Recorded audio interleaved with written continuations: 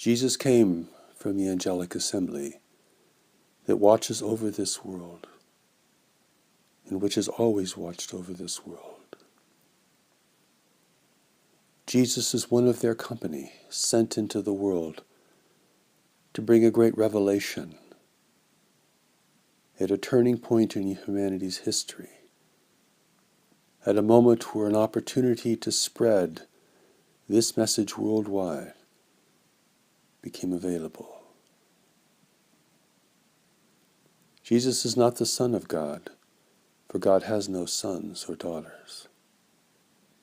For God is the Lord of the entire universe and other dimensions within the universe, the Lord of a billion races and more, and of all of creation that exists beyond the physical manifestation.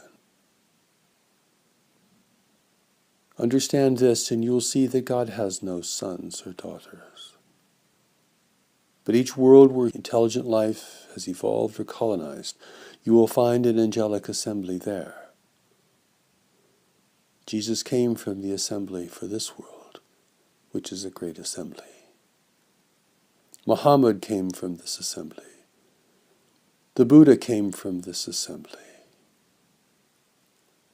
All the great messengers have come from the assembly.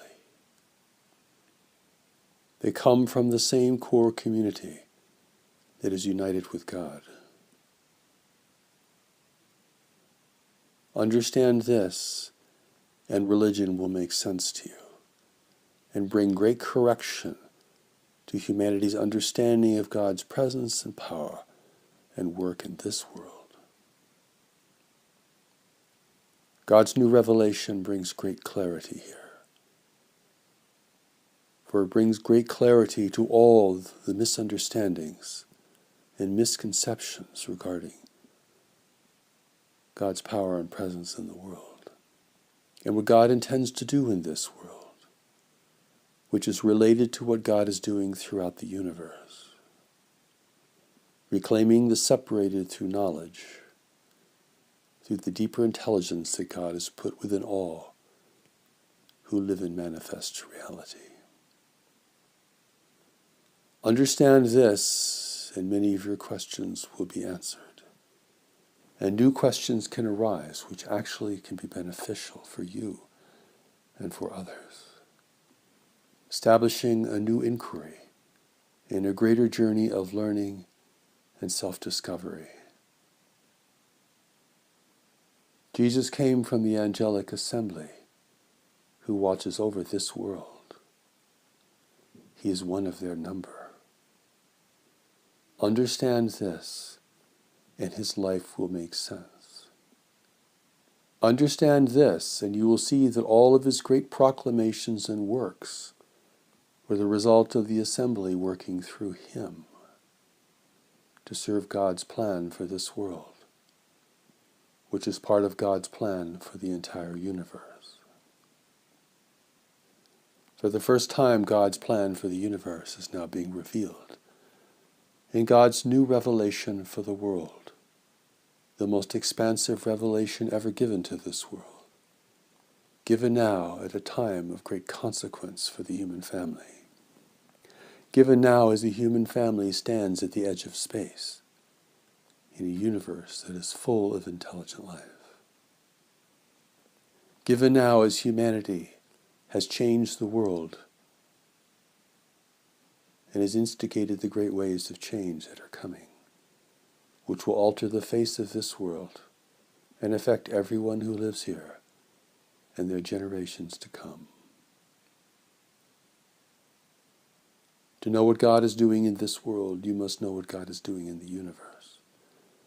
And only God's new revelation for humanity can reveal this, for it comes from the assembly who interprets the will and the plan of God for this world.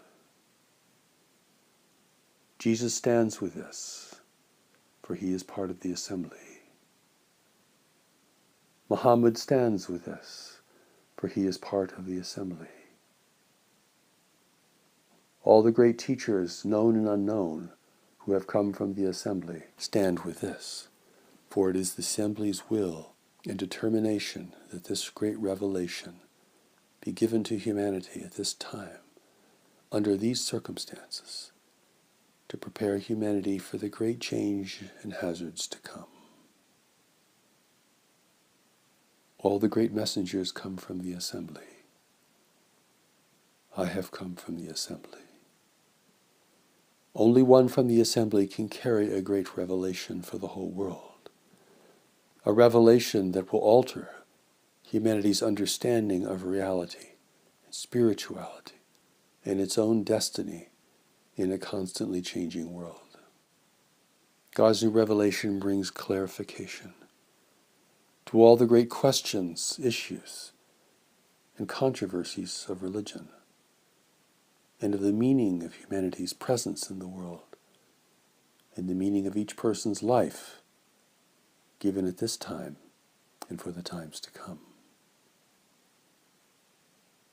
It is this revelation that will reunite you with your Creator and give you great appreciation for all the great messengers who have come and their great contribution in building human civilization